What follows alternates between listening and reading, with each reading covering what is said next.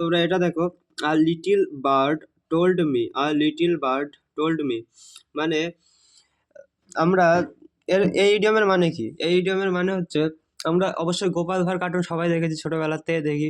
তো সেই গোপাল ভাঁড় কার্টুনে দেখবা কৃষ্ণচন্দ্র রাজা আর নবাব, ঠিক আছে, নবাবের মন্ত্রী বা উজির। তো কৃষ্ণচন্দ্র রাজা মনে করো কোনো একটা প্ল্যান করছে নবাব বাহাদুরের কোনো কিছু সম্পর্কে।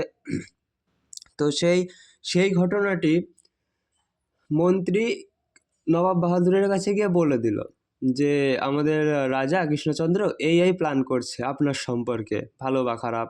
ঠিক আছে, ভালো তো অবশ্যই বলবে না, খারাপই বলবে বানিয়ে, যেহেতু আমরা জানি মন্ত্রী যেই ক্যারেক্টারটি সেটি নেগেটিভ রোল প্লে করে, ঠিক আছে, মোস্ট অফ দ্য কেসেস। তো সেই সময় রাজা কৃষ্ণচন্দ্রকে নবাব বাহাদুর ডেকে পাঠালো, যে ডেকে আনার পরে নবাব বাহাদুর জিজ্ঞাসা করলো যে কৃষ্ণচন্দ্র, আমি তোমার সম্পর্কে এই জানতে পারলাম যে তুমি আমার সম্পর্কে এইটা করবা, ঠিক আছে।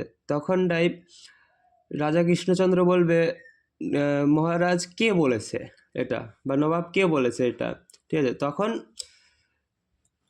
নবাব বাহাদুর যেই কথাটি বলবে যে a little bird told me, মানে হচ্ছে কোনো একটা পাখি এসে আমাকে বলে গেছে, ঠিক আছে।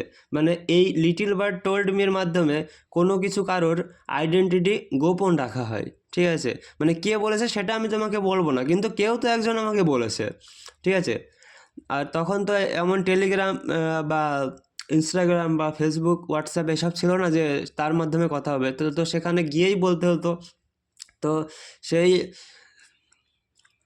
নবাব বাহাদুর যে মন্ত্রীর মানে আইডেন্টিটি গোপন রাখলো বা হিডেন রাখলো, সে কী বলে, a little bird told me, ঠিক আছে, এই বলে তখনকার মানুষ মানে চেষ্টা করতো তার আইডেন্টিটি হিডেন রাখার। তো এর ইংলিশ কি বলেছে, to keep the identity of information secret বা receive information from a secret source, ঠিক আছে, আশা করি বোঝা গেল।